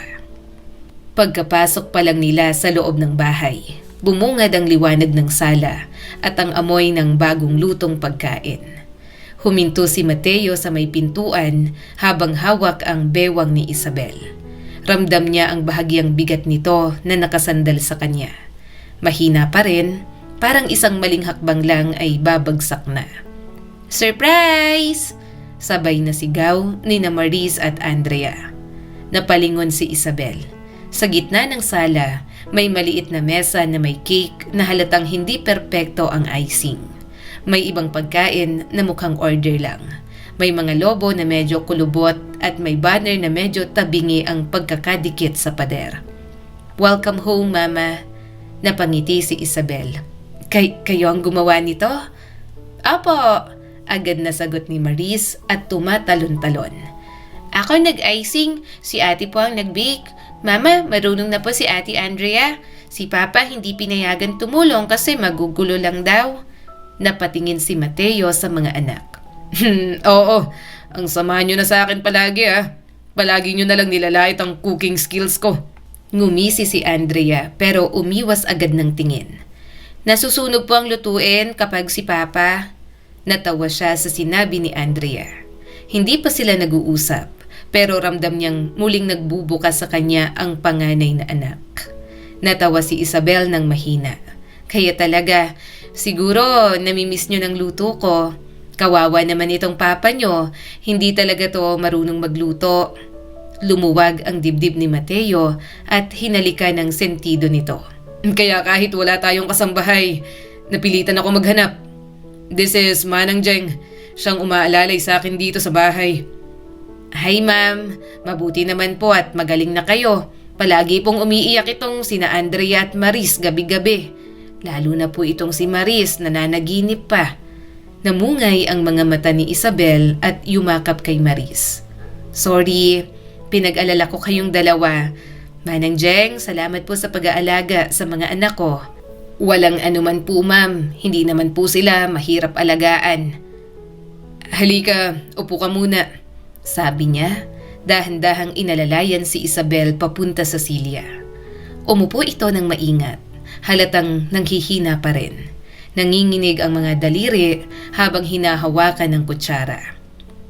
"Tikiman mo, Mama," excited na sabi ni Maris habang inilalagay ang soup sa mangkok. "Ako po ang nagsabi ng order namin sa favorite resto mo, Mama." Napatawa si Mateo. "Anak, grabe naman magyabang na para bang ikaw ang nagluto."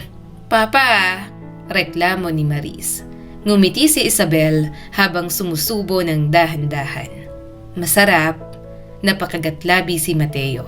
Sobrang saya niyang makita ang kanyang mag-iina na magkakasama. Walang paglagyan ng saya niya.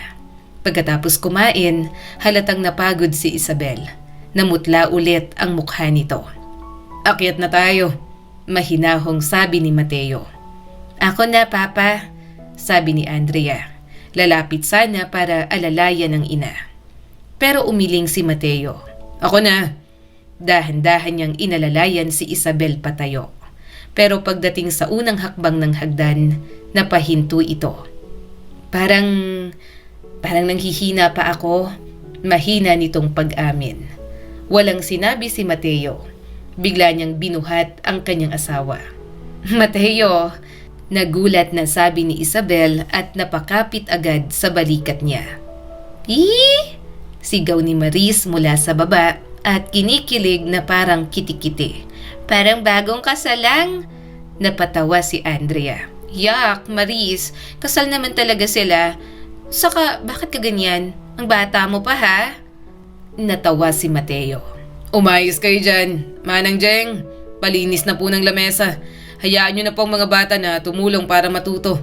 Nang lumingon siya kay Isabel, napangiti siya. Namula agad ito at umiwas ng tingin. Halatang nahihiya, pero hindi na pumalag. Mas hinigpitan pa ang kapit sa kanya.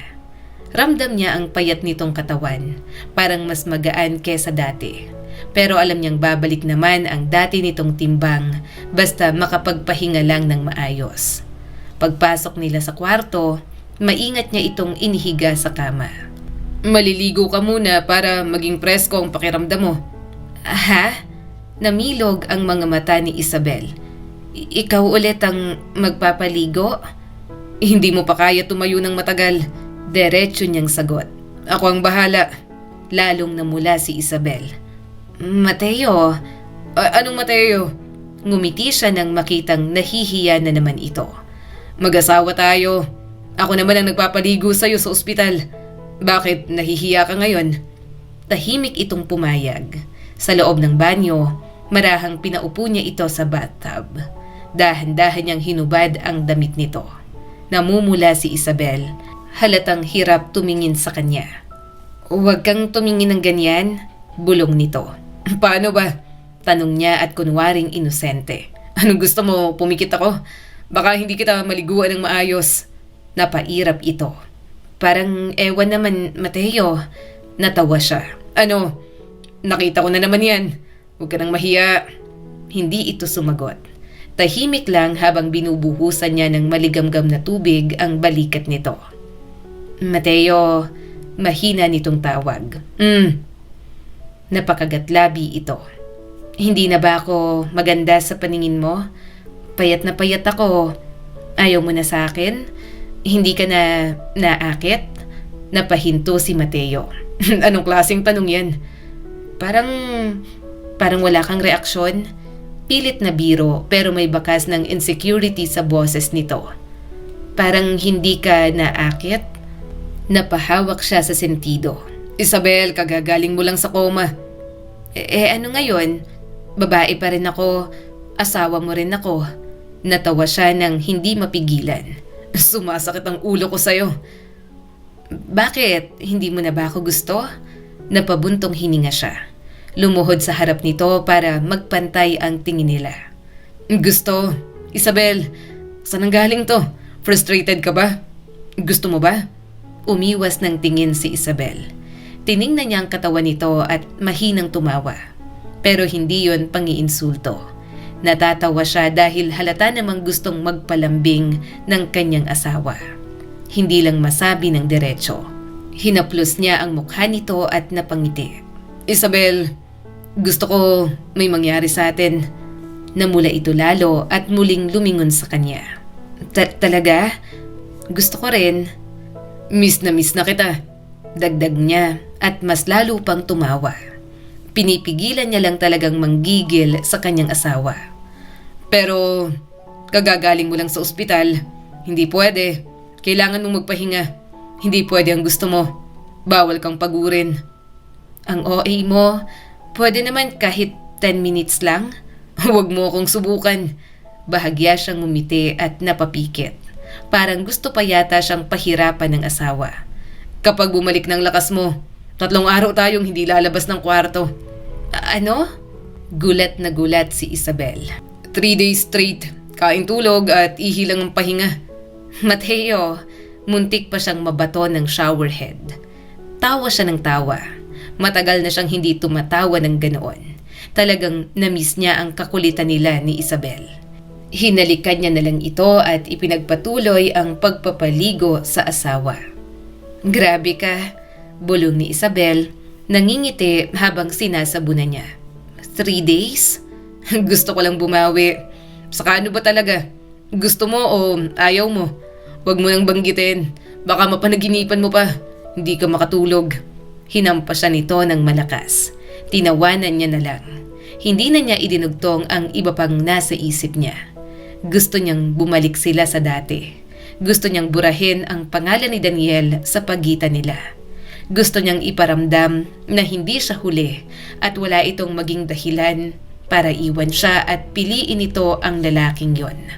Habang pinupunasan niya ng tuwalya ang buhok nito, napansin niyang nakatingin lang sa kanya si Isabel. Bakit? Tanong niya. Salamat, mahina nitong sabi. Sa ano? Yumakap ito sa kanya. Sa hindi pag-alis at sa pagmamahal mo sa akin, napangiti si Mateo. Hindi niya kayang sabihin na alam na niya ang lahat. Hindi niya kayang itanong kung mahal pa ba siya nito. Sa halip, tinulungan niya itong magsuot ng maluwag na damit at maingat na inihatid pabalik sa kama. Humiga si Isabel at siya naman ay umupo sa tabi nito. "Matulog ka na," sabi ni Mateo pagkatapos itong lagyan ng medyas sa paa. "Kapag nakatulog ka, saka ako magbabasa ng mga kaso. Dito lang ako sa tabi mo. Nilipat ko na rin dito ang small table ko para dito ako makapagbasa." Hawak mo ang kamay ko habang nagbabasa ka ng kaso? Hindi maitago ang kilig sa boses ng asawa niya. Agad niyang hinawakan yon. "Oo, at masyadong clingy at overthinker ang asawa ko." Lumabas na muna siya para kunin sa study room ang babasahin niya. Habang nagbabasa, nakahawak lang siya sa kamay ni Isabel. Maya-maya ay tinitigan niya ang mukha ng asawa. Si Isabel ang babaeng pinakasalan niya. Ito ang babaeng muntik na niyang mawala. Ito rin ang babaeng minsang tumingin sa ibang lalaki para hanapin ang lambing na hindi niya naibigay. Nanikip ang dibdib niya. "Mahal kita." Inayos niya ang kumot nito. Gagawin niya ang lahat para makalimutan nito si Daniel. Hangad niyang hindi na magkita ang mga ito. Kinuha niya ang cellphone ni Isabel. Kinuha niya ang SIM card. Binura niya na rin ang account nito.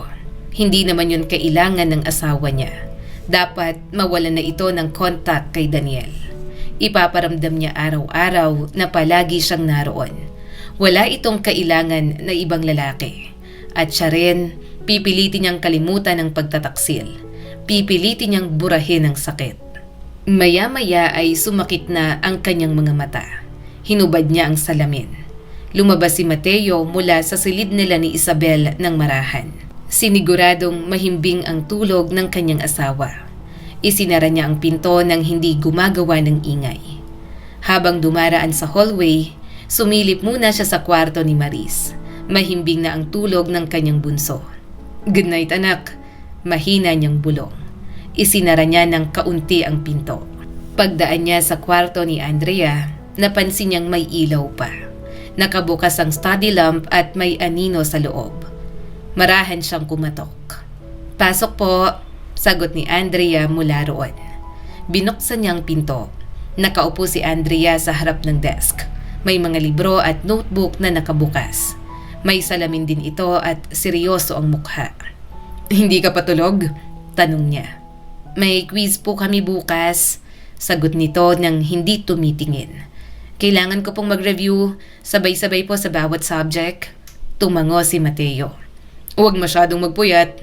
"Okay po, Papa." Sandali niya itong tiningnan.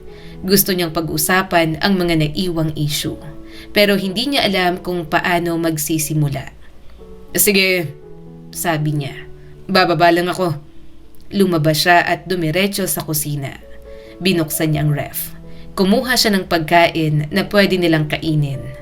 Kumuha siya ng 2 plato. Isa para sa kanya at isa para kay Andrea. Habang ginagawa yon, bumalik sa isip niya ang araw na sinampal niya si Andrea. Ang galit, ang sakit, at ang mga salitang mas matalim pa sa sampal. Napapikit si Mateo sandali. Mali siya.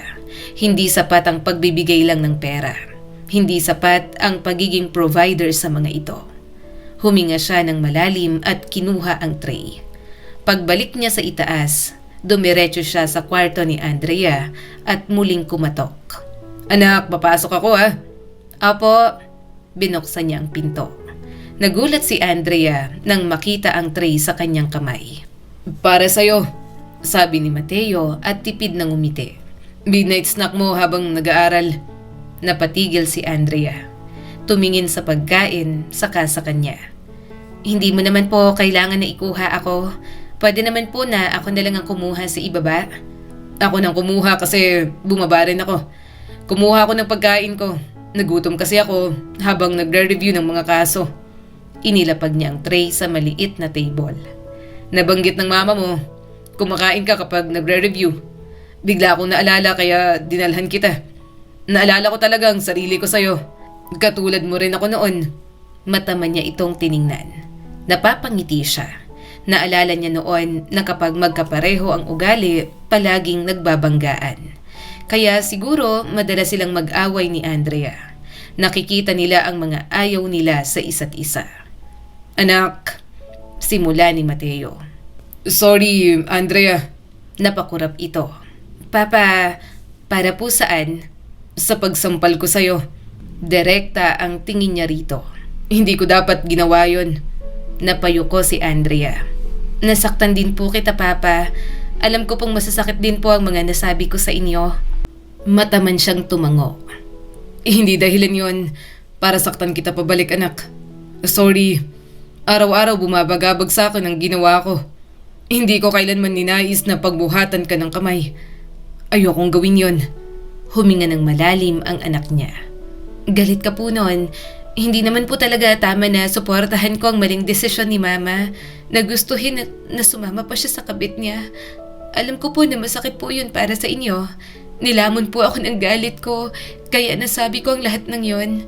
Saka ko lang po naisip nang tapos na, nang humupa na po ang emosyon ko, Papa. Kaya nagsisisi rin po talaga ako.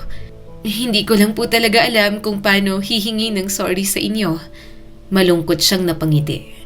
Nararamdaman niya naman yon, pero binigyan lang talaga ng panahon ni Mateo. Gusto niyang parehong klaro ang isipan nila ni Andrea.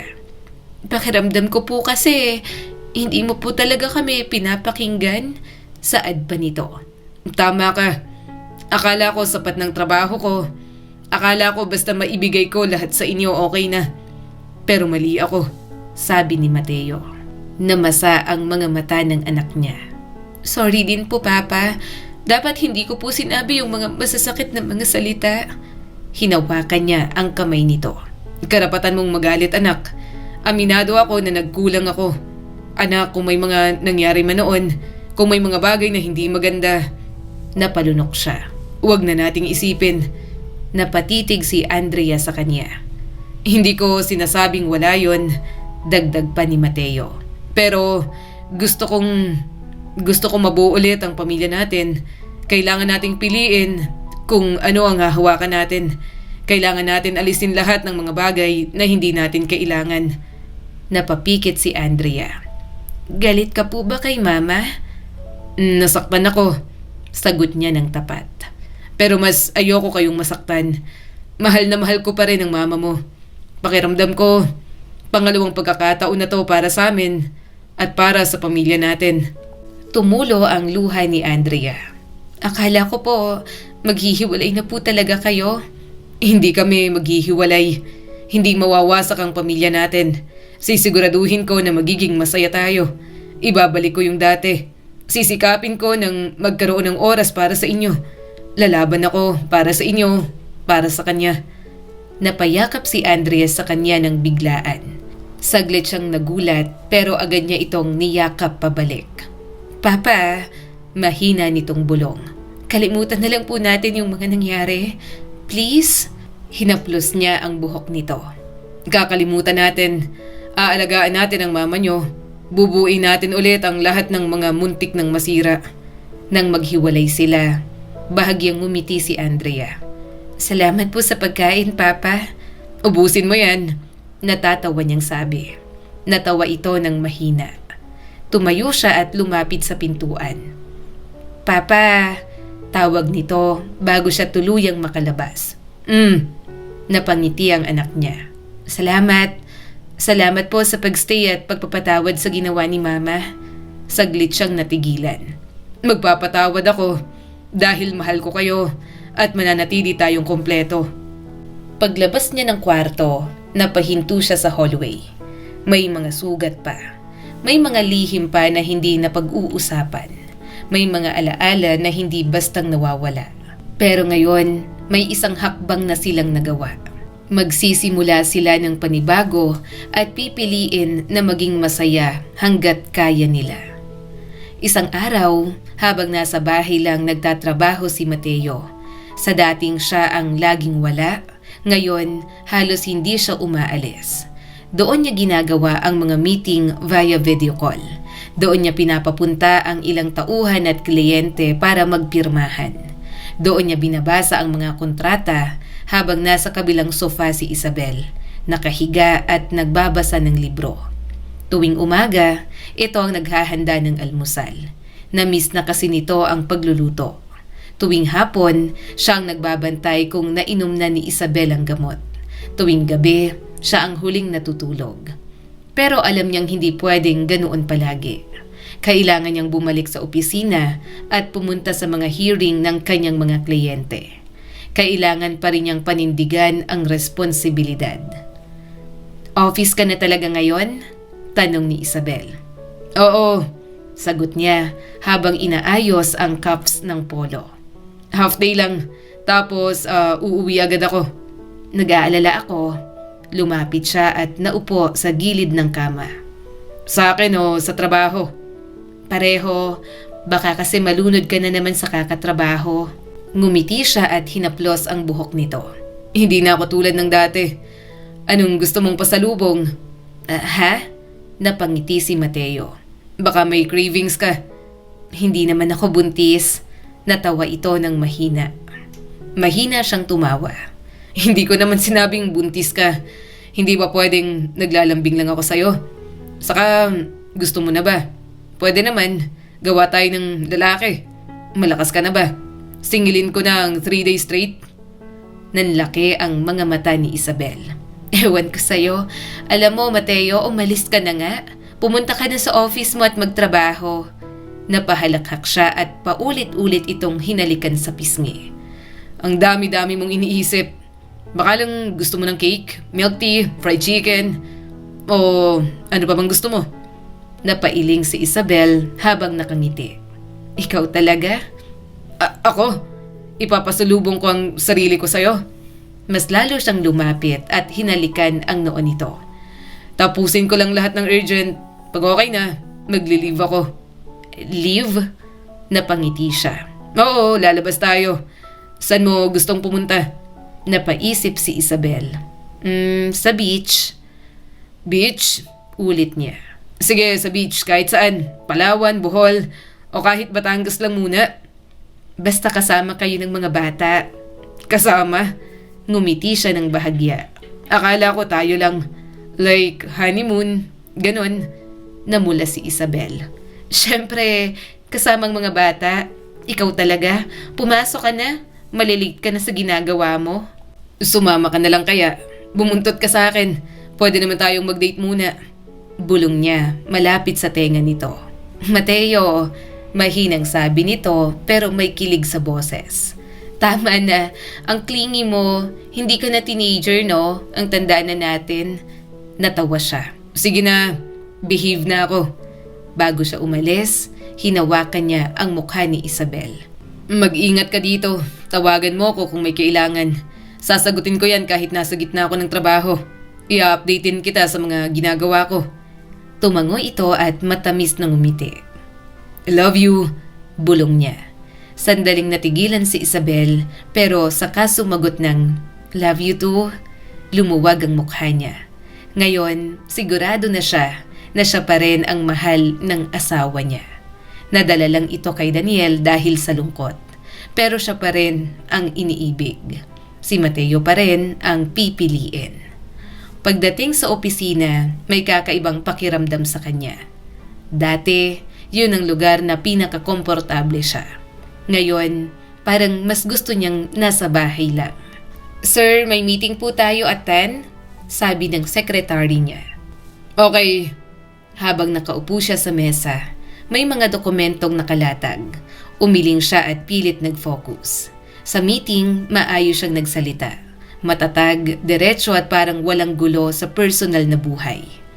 "Sir, regarding po pala sa land sale," simula ng isa. "Pending pa." Putol niya. "I need more time."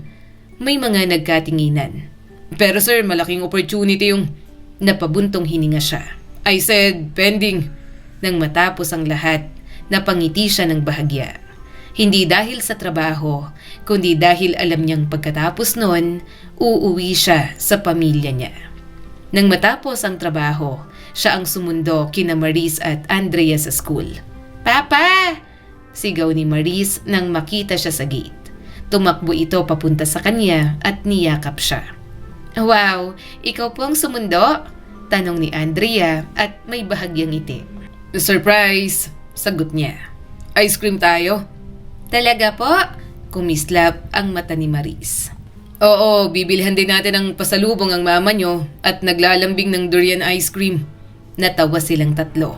Sa kotse, masayang usapan. Simpleng kwento tungkol sa school, sa teachers, sa projects ng mga ito. Sandali, nakalimutan niya ang bigat ng lahat. Masaya siya na may sariling bonding siya na kasama lang ang mga anak. Nag-send na lang siya ng pictures kay Isabel. Pero pagdating nila sa bahay, may kakaibang tensyon sa hangin. Naramdaman niya agad yon. Bumaba siya agad ng kotse. Pagpasok nila sa loob, natatarantang lumapit si Manang Jeng. Sir! Ano yon? Tanong ni Mateo. May napagbuksan ho ako na bigla na lang pumasok. May lalaki po at pinipilit si Ma'am Isabel. Narinig niya ang boses ni Daniel. Dali-dali siyang pumasok sa loob. Sumunod din ang mga bata. Isabel, please, pakinggan mo ako! Sigaw ni Daniel at may bahid ng desperasyon. Nanginginig ang kamay ni Mateo. Sa sala, nakita niya na nandun si Daniel. Nakayuko si Isabel sa sofa. Hawak ng mahigpit ni Daniel ang kamay nito. Piliin mo ako! Umiiyak na sabi ni Daniel. Mahal mo ako, alam mo yon. Alam ko yon. Nararamdaman ko na aksidente ka lang. Bigla ka nang nagbago. Ako nang pipiliin mo, di ba? Handa ka nang umalis. Bakit ngayon? Kakalimutan mo na ako. Hindi pwede, Isabel. Hindi ko kaya. Mahal na mahal kita. Naiyak bigla si Maris. Sino po ba siya? Huwag mong hawakan ng mama ko. Bakit mo sinisigawan si mama? Maris, tawag ni Andrea at agad na hinila ang kapatid nito. Namumutla na si Isabel. Daniel, bitawan mo ko. Wala akong binigay na pangako sa'yo. Ayoko na. Umiling si Daniel at nagpupumilit pa rin. Hindi pwedeng ganito lang. Akala ko iiwan mo siya. Hindi na niya inintindi ang kasunod. Sa isang iglap, sumugod na agad si Mateo. Hinila niya si Daniel palayo kay Isabel at malakas na sinapak sa muka. Bumagsak ito sa sahig. Papa! Sigaw ni Maris mula sa likod. Mateo! Sigaw ni Isabel. Tumayo si Daniel na duguan ng labi. May karapatan akong... Isa pang suntok ang dumapo sa lalaki. Wala kang karapatan dito. Sinong may sabi sa'yo na pwede mong guluhin ang pamilya ko? Hindi ka pinili ng asawa ko kaya umalis ka rito. Huwag mo na kaming guluhin. Hinawakan siya ni Andrea. Papa, tama na po. Pero hindi pa rin siya kumalma. Hindi ka nalalapit sa asawa ko. Kung lalapit ka pa, idedemanda kita. Tumawa ng mapait si Daniel. Hindi mo pwedeng ibilanggo ang nararamdaman niya. Ako nang mahal niya. Hindi ikaw ang mahal niya. Ako ang mahal ni Isabel. Sinamantala mo lang ang kahinaan niya. Pwede kitang kasuhan ng harassment. Malamig na sagot niya. At kukuha ako ng restraining order. Natigilan si Daniel. Lumayo ka sa pamilya ko. Kung naabala mo na ang kaligtasan ng pamilya ko, hindi ako magdadalawang isip na sampahan ka ng kaso. Sandaling nagkatitigan ng dalawa. May sakit sa mata ni Daniel, pero may galit din siyang nakita. Sa huli, napaatras ito. Tatanungin ko siya, sabi pa ni Daniel habang nakatingin kay Isabel. Kung talagang ayaw niya na sa akin. Umiling si Isabel habang umiiyak. Daniel, umalis ka na. Sorry kung napaasa kita pero ayoko na talaga. Ayoko na. Pipiliin ko ang asawa at mga anak ko. Tantanan mo na kami. Halatang hindi matanggap ni Daniel. Unti-unti itong tumayo. Hindi ito matatapos dito. Hindi pwede. Tapusin mo na. Sagot ni Mateo. Kasi wala kang lugar sa buhay ng asawa ko. Walang nagawa si Daniel kundi ang lumabas.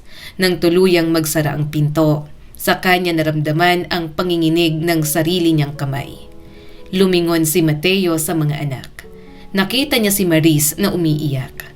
Si Andrea naman, namumutla habang nakatingin sa kanilang mag-asawa. Si Isabel, nakaupo pa rin, habang nanginginig ang buong katawan. Lumapit siya agad sa asawa. Okay ka lang? Tumango si Isabel pero may luha sa mga mata. Sorry, kasalanan ko. Niyakap niya lang ito ng mahigpit. Niyakap din ni Mateo ang 2 anak niya. Wala nang lalapit dito. Tahan na, hindi na siya manggugulo sa atin. Sisiguraduhin ko, nandito ako. Takot pa rin ang nasa mata ng mga ito. Pero handa siyang protektahan ng kanyang pamilya. Walang kahit na sinong mananakit sa kanyang mag-iina. Dahil sa ginawang panggugulo ni Daniel, nagpalagay siya ng bodyguard sa bahay, pati na rin ang kanyang asawa. May restraining order na si Daniel at sa oras na lumapit pa ito, hindi na siya magdadalawang isip na gawin ang lahat para mabulok ito sa bilangguan. Papa, excited na po ako! Nakangiting sabi ni Maris habang nasa biyahe sila. Yay! Pupunta na po tayo sa beach! Mahinang tumawa si Andrea. Excited na ako for Palawan. Naghanda na ako ng swimwear ko. Kumunot ang noon ni Mateo. No bikini for you. Mag-rash guard ka. You're only 16. Nanlaki ang mga mata ng kanyang panganay na anak. Mama, si Papa oh. No, magsusuot ako ng bikini. Normal lang naman yun sa beach. Tumawa si Isabel. Hayaan mo ng anak mo. Excited siya at nagdadalaga na. Isa pa, bumili naman kami ng cover-up at tapis para sa kanya. Wholesome parenting na at one piece lang lahat. Napabuntong hininga si Mateo. Siya lang ang lalaki. Para sa kanya, ang hirap unawain ng mga babae niyang anak. Hindi pa siya makarelate sa pinag-uusapan ng mag-iina. Lalo na kapag make-ups, mga damit, o kahit anong pangbabaeng gawain. Kaya nanahimik na lang siya at sinamahan ang mga ito sa kahit na ano. Tumingin siya kay Isabel. Next year nga, gawa na tayo ng isang anak. Sana lalaki na. Hindi ako makarelate sa mga pinag-uusapan niyo minsan. Napangiti si Isabel. Sana nga lalaki na, Mateo. Gusto ko talaga ng lalaki. Pero kung babae ulit, wala na tayong magagawa. Kumunot ang noo niya. Alam kaya ng OB mo paano gumawa ng lalaking baby? Mateo, saway ng kanyang asawa. Natawa na lang siya. Nasisihan talaga siyang tuksohin ang kanyang misis. Sa bakasyon nila na 1 linggo sa Palawan, nag-enjoy lang sila. Tuwang-tuwa lalo na ang mga bata. Nagkaroon din sila ng solo time na mag-asawa. Kasama naman kasi si Manang Jeng na binabantayan ang mga bata kapag humihiwalay sila ni Isabel. Nang bumalik mula sa bakasyon, nagpaalam siya na kailangan niyang bumalik sa trabaho. Kailangang gawin ni Mateo ang lahat para makapagbakasyon ulit. Naiintindihan naman yon ng kanyang mag-iina. Ingat ka, huwag ka masyadong magpapakapagod. Etong lunch mo. Binigay ni Isabel ang kanyang lunch bag. Ingat ka, Han. Marami yan. Pwede kang mamigay sa associates mo. Napangiti si Mateo at humalik dito. Thank you. Ingat din kayo. Tawag ka kapag may kailangan ka. Nang makapagpaalam, sumakay na siya sa sasakyan. Ilang minuto ang lumipas, nakarating na siya sa basement ng parking building. Nagpark at kinuha ang mga gamit. Pero kabababa niya lang, bigla siyang inatake ni Daniel. Hindi niya napaghandaan yon kaya nagulat siya. Pero bago pa masaksak si Mateo, nahawakan niya ng patalim. Bumaon yon sa palad niya at dumugo. Mamatay ka na, mariing sabi ni Daniel. Kapag nawala ka na, pipiliin na ako ni Isabel. Magsasama na kami at ako ang papalit sa posisyon mo. Nalukot ang mukha ni Mateo. Baliw ka. Ginamit niya ang buong lakas para sapakin ito. Napaupo ito at agad niyang sinipa. Kukunin pa sana ni Daniel ang patalim pero tinapakan niya na ang kamay. Sakto namang naalarma na ang security at tumulong sa kanya. Bitiwan niyo ako! Malakas na sigaw ni Daniel. Kumuha si Mateo ng panyo at mabilis yung binuhol sa kamay na dumudugo. Sinabihan na kita. Sinabi kong huwag ka nang manggugulo pero baliw ka. Akin si Isabel. Akong mahal niya. Ikaw tong baliw na pinipilit ang sarili sa kanya. Hindi na siya tumugon dito. Baka hindi pa siya makapagpigil at kung ano pa ang magawa niya. Batas ang alas niya palagi at yun ang gagamitin niya sa anay na sumisira sa kanyang pamilya. Dahil sa ebidensya at sa mga naging panggugulo, madali ang naging kaso. Nabilanggo si Daniel at ilang taong igugugol ang buhay sa bilangguan. Sorry talaga, malungkot na sabi ni Isabel sa kanya habang hinahaplos ang kamay niyang may sugat na pagaling na. Dahil sa akin ay napahama ka, umiling si Mateo at hinalikan ito sa noo. Huwag kang humingi ng sorry. Matagal na kitang pinatawad. Hindi na siya makakapanggulo sa atin. Asikasuhin ko na rin ang paglipat natin. Magiging masaya tayo at magkakaroon ng bagong simula kasamang mga bata. Hinaplos ni Mateo ang tiya nito. At syempre, kasama rin ang paparating nating baby. Mahal na mahal ko kayo. Mahal kita, Isabel. Napangiti si Isabel. Mahal din kita, Mateo. Salamat sa lahat at sa pagpapatawad mo. Minsang nayanig ang kanilang pagsasama. Gayunpaman, naniwala si Mateo na lahat ng nangyari, simbolo para magkaroon sila ng pangalawang pagkakataon. Binigyan sila ng Diyos ng chance na makita ang mga magagandang bagay na naghihintay para sa kanilang pamilya. Ang kwentong ito ay nagpapaalala sa atin na hindi sapat ang pera at seguridad para mabuo ang isang pamilya. Ang tunay na pundasyon nito ay presensya, pakikinig at pagmamahal. May mga pagkakamali at sugat na dumarating sa atin. Ngunit kung may pagpapakumbaba at pagpapatawad, may pag-asa pang ayusin ang lahat. Sa huli, hindi yaman ang pinakamahalaga, kundi ang pagpiling manatili, magmahal at maging mas mabuting tao araw-araw.